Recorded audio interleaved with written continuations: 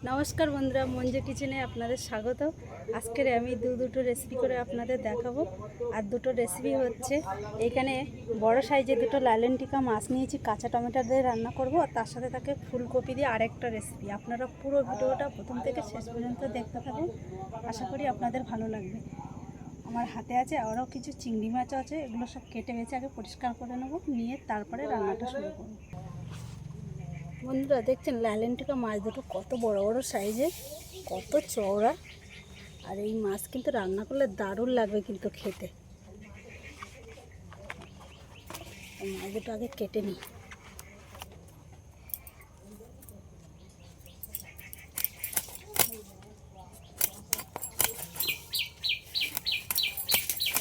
বিড়াল চলে এসছে, মাছের গন্ধ পেয়েছে চলে এসছে।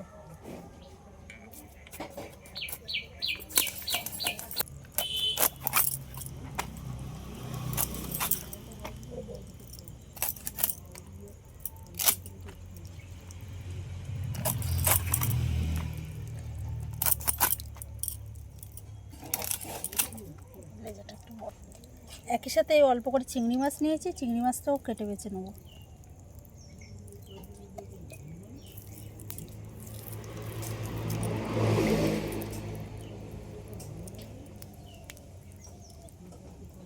চিংড়ি মাছের কিন্তু খোসাটা ফেলবো না। ফুলকপি, আলু আর কাঁচা টমেটো এগুলো সব কেটে নেব।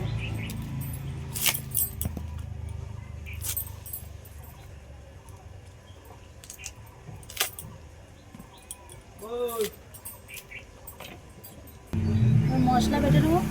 4 থেকে 5টা কাঁচা লঙ্কা, চালমগজ, সাদা সরষে আর পোস্ত।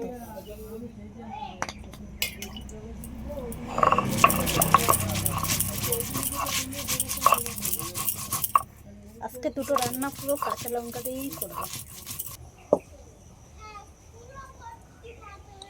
নুন জ্বালিয়ে কড়াইটা বসিয়ে দিলাম, কড়াইটা একটু গরম হোক। কড়াইতে সরষের তেল দিয়ে দিলাম, লবণ,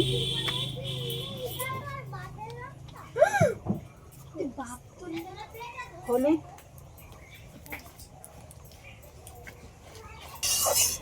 এদিকে তেলটাও গরম হয়ে গেছে। এবার মাছগুলো সব ভেজে নেব।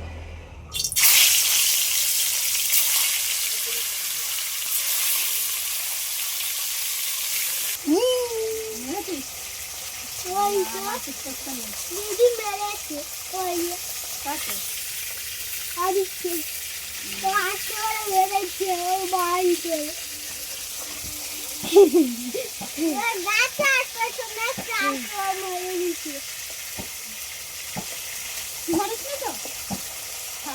করতে নেই তো থাকে।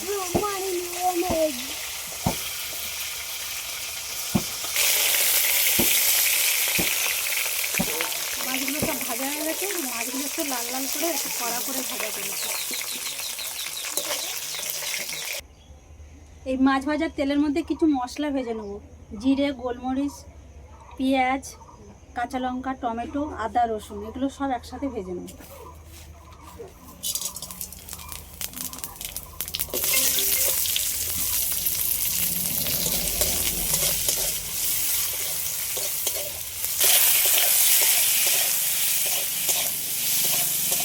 একদম সামান্য পরিমাণে একটু লবণ দিয়ে দিচ্ছি।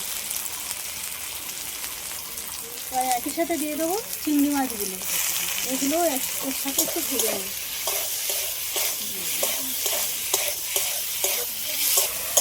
সবগুলো 2 মিনিট মতো একটু হালকা করে ভেজে নিয়েছি। এবার এগুলো লাগিয়ে নেব। আবারও কড়াইয়ের মধ্যে তেল দিয়ে দিয়েছি, অল্প করে কালো জিরে দিয়ে দিলাম। 2 থেকে 3 কোয়া রসুন এরকম থেতো করে নিয়েছি, এটা দিয়ে দিলাম। এবার কাঁচা টমেটোগুলো দিয়ে দেবো।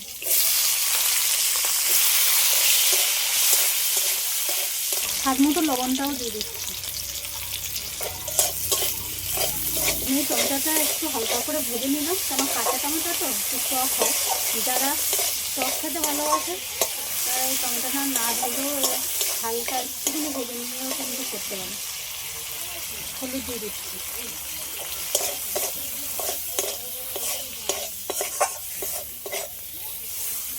লাল লাল করে ভেজে নিলাম।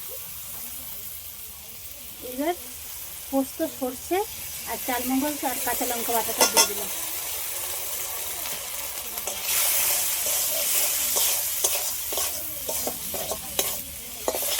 তরকারিটা স্বাদের জন্য হালকা করে একটু মিষ্টি দিলাম।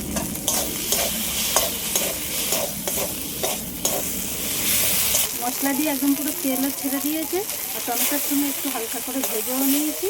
এবার আমি পরিমাণ মতন জলটা দিয়ে দিচ্ছি। কাঁচা লঙ্কার তরকারি তো বেশি কালার হবে না। তরকারির ঝোলটা ফুটে উঠেছে, এবার ভেজে রাখা মাছগুলো সব দিয়ে দেবো।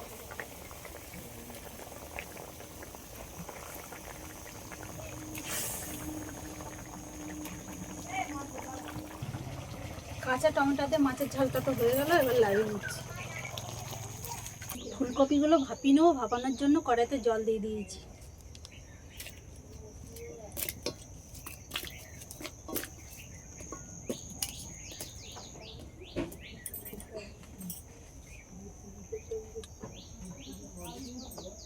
হালকা করে একটু লবণ আর হলুদ দিয়ে দিচ্ছি।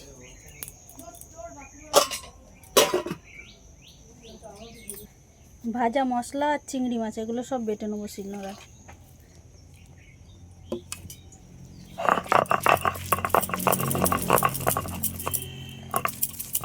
ফুলকপিটা ভাপানো হয়ে গেছে, এবার লাভিয়ে নিলাম।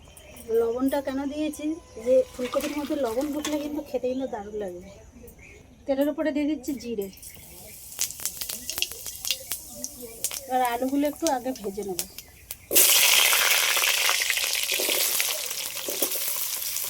ফুলকপির মধ্যে আর মশলার মধ্যে হালকা করে লবণ দিয়েছি, ওই জন্য লবণের পরিমাণটা এখন একটু কম করে দিয়ে দিচ্ছি।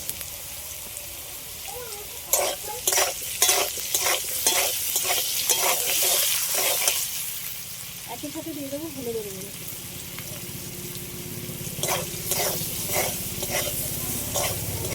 আলুটা তো ভেজে নিয়েছি, এবার ভাপি রাখা ফুলকপিটা দিয়ে দিচ্ছি। সবগুলো আবারও একসাথে একটু ভেজে নেব। এবার বাটা মশলাটা দিয়ে দেবো। সবগুলো একটু ভালো করে ভেজে নিয়েছি।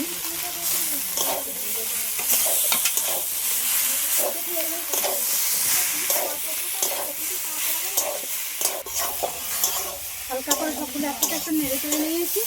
আর যেহেতু আমি ভাজা মশলা এটা দিয়েছি, এখানে বেশি আর কষানো লাগবে না। এবার পরিমাণ মতন জলটা দিয়ে দিচ্ছি।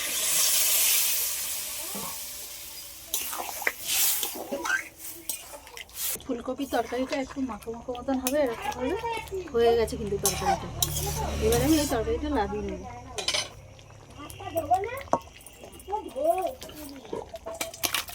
দু রকম রেসিপি তো রান্না হয়ে গেছে। আর আপনাদের যদি এই ভিডিওটা ভালো লেগে থাকে, আমার চ্যানেলটিকে সাবস্ক্রাইব করবেন, লাইক কমেন্ট শেয়ার করে আমার বন্ধুদের পাশে থাকবেন।